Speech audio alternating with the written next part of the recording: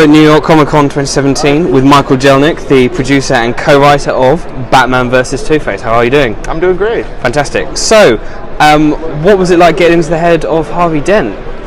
You know, that's a hard head to get into. I mean, Harvey Dent's a very complicated character. I think the challenge for us on this movie was trying to interpret that character in a way that we haven't seen a million times. I mean, the great thing about Batman is his rogues gallery is so iconic. The tough thing as a creative is that everybody has a take on these characters, and the audience has seen all the takes.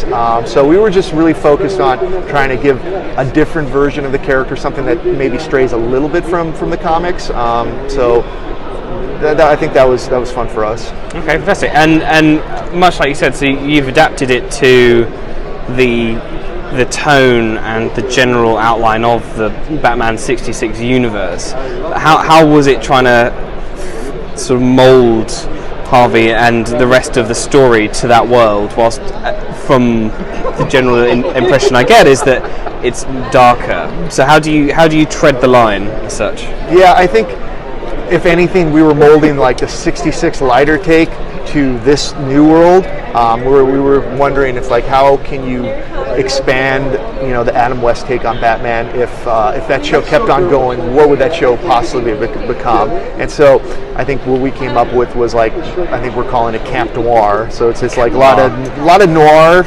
photography, music, feeling, along with that sort of campiness of the 60s Batman and putting them together. And I think Two-Face is sort of a great villain for that, because he's really a dark villain and the stakes are high, but then he's sort of acting against himself, and there's some broad moments in his performance, and it just it brings in these two different flavors that don't necessarily go together, and somehow they do.